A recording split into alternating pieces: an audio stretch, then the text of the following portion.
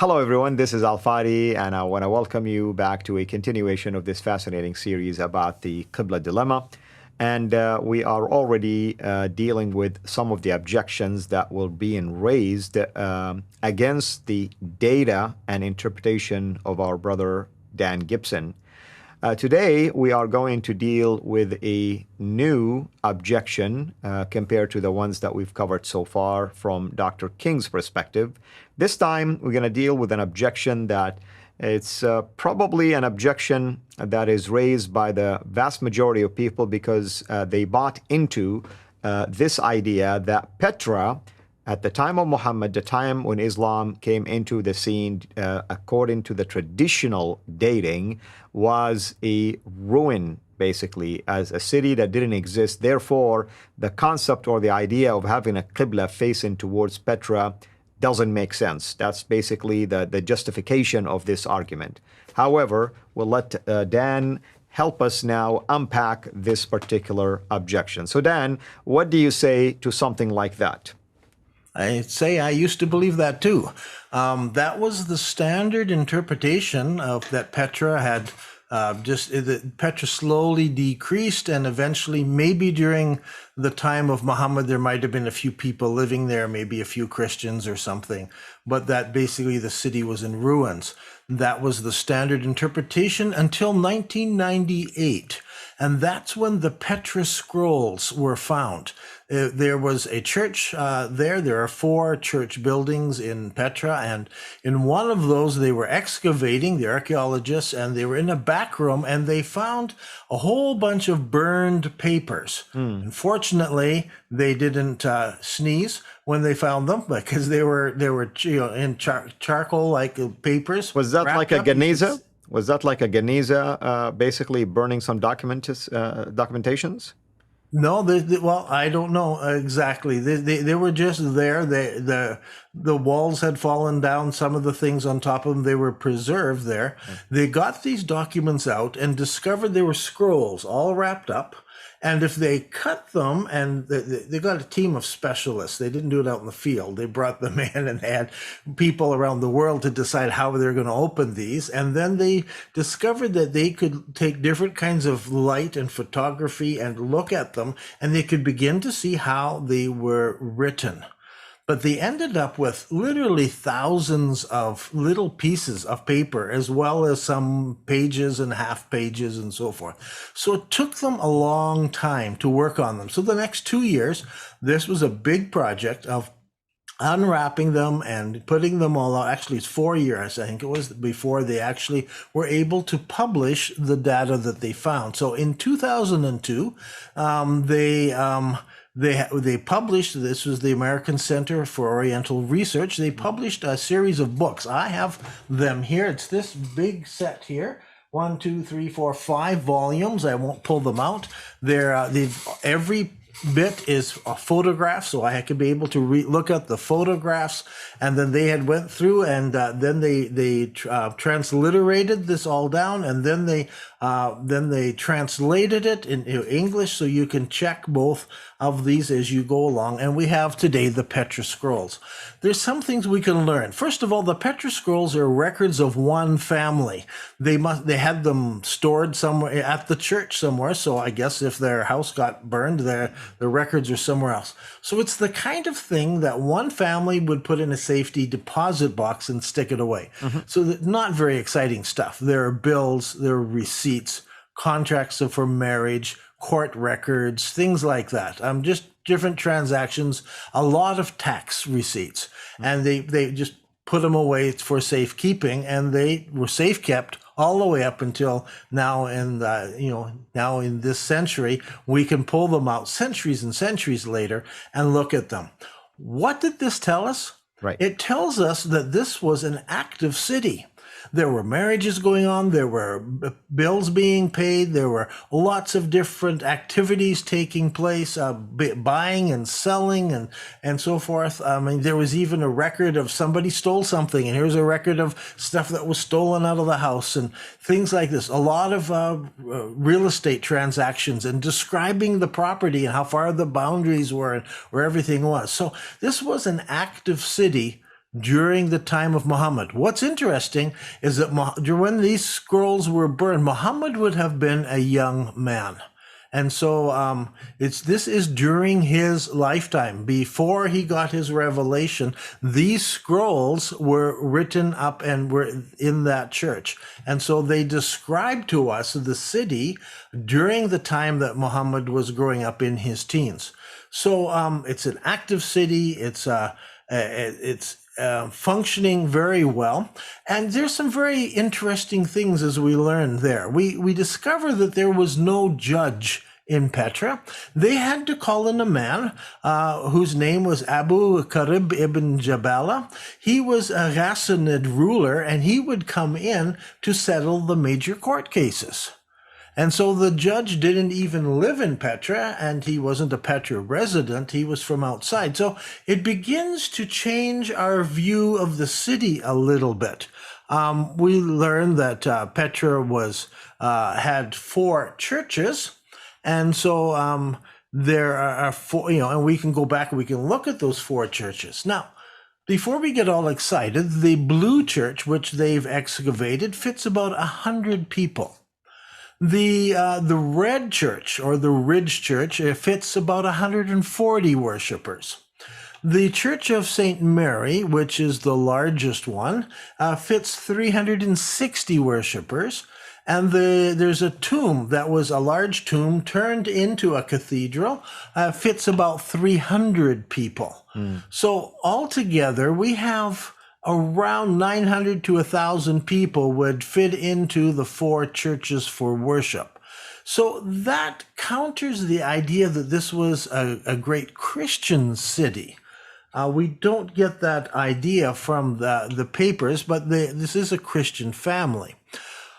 But on the other hand, there are pagans temples there, and they're still functioning. So if you say Petra was an empty city, there is proof that it was a fully functioning city, and that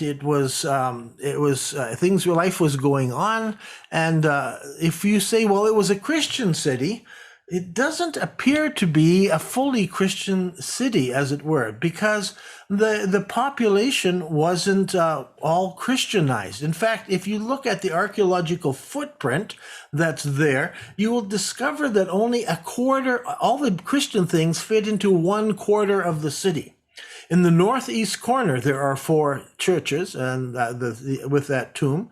To the north of that, there are the Christian tombs, which are outside of the city, marked with a cross just there. But all the other places have no crosses, and there's no evidence of Christian presence in the rest of the city. So yes, there were Christians there. The question is, was it a Christian city, or was it just a multicultural, multi-religious city? Right. Because there were temples still functioning at this time. There were the Temple of Alat, there was the Temple of Dushera, and there were other temples that were active, and large temples, many places where worship could take place, all throughout the city. So if people come along and tell us, well, it was a Christian city, there's questions come out of this. If they come and say, well, the Byzantines were in control, that's actually not true. We know that the Byzantines had a problem. They had a huge empire to control, whether north, south, east, west. They were struggling because they were being attacked by the Persians. They were being attacked in the north by different barbarians. And so how do you protect this? You couldn't have military presence everywhere. Now there's a book that's written, and I pulled it off my shelf the other day. I don't know if you can read that. This is the function of the Roman army in southern Arabia, Petra. And this is the function of the army right in the area of Petra. And it tells us, and we look at this, there was no Byzantine army in Petra. Didn't exist. There was no Byzantine administration in Petra. They didn't have it. There was no court system in Petra that was Byzantine, with Byzantine judges. The judge that came in that was for these court cases was from the Ghassanids. Now, the Ghassanids were a Christian tribe, an Arab Christian tribe. They had quite a large area they controlled, and they were in control of this area. They were a client tribe to the Byzantines. So Byzantines are way up north. Byzantine have this by name only, but really the area is controlled by the Ghassanids, and they have other capital cities, other places there. Petra is really kind of backwater. It's at the very southern end of the Byzantine Empire, and it's not the Christian city that people make it out to be. And so when we talk about Petra, we recognize that it fits more the description of early Mecca than we might realize, because in this city there were Christians. You remember Khadija has relatives who were Christians. Right. And she has cousins who were Christians. And there were Christians there. There were pagans living there in that city. And so Christian and pagan worship happening side by side.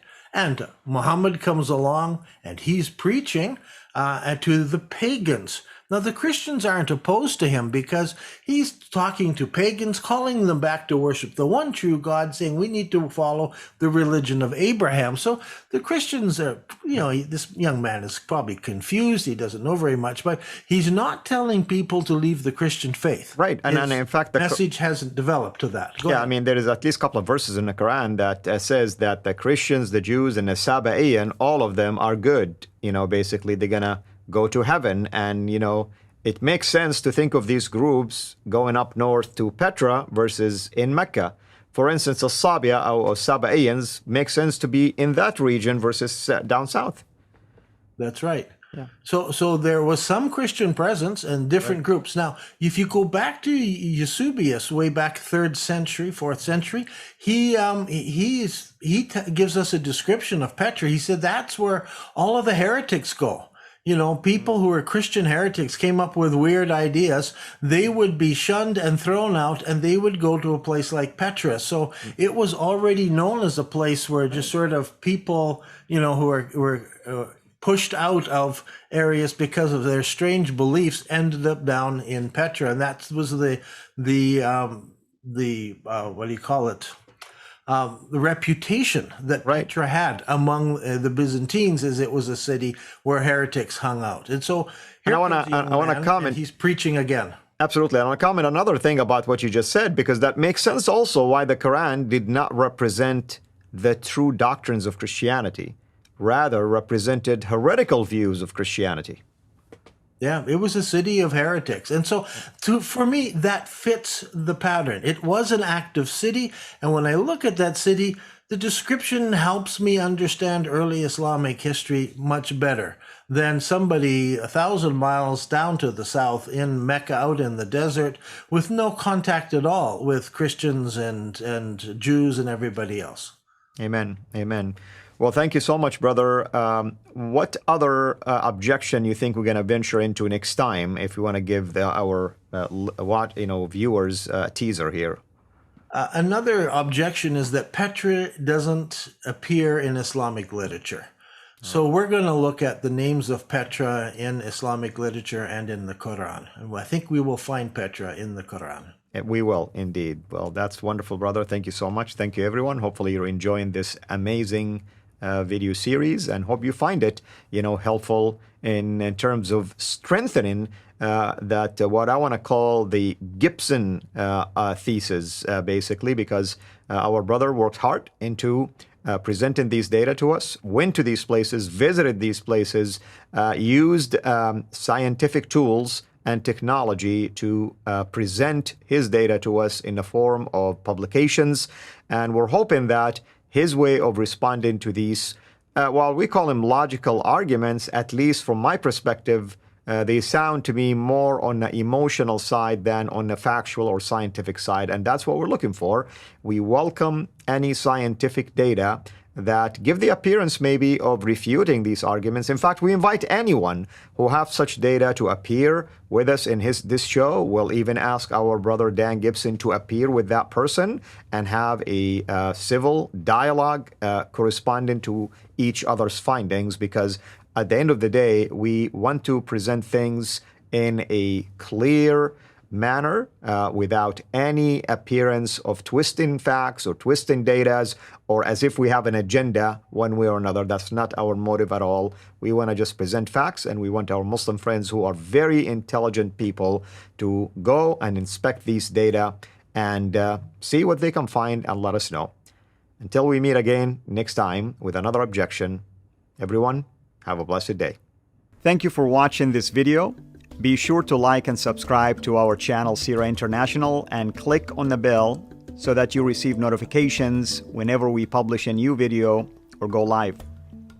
I would also like to appeal to you to consider becoming a Patreon patron by clicking the link right below. By doing so, you can give towards the production of these videos. There are also other options for you where you can give to our channel. I thank you from the bottom of my heart.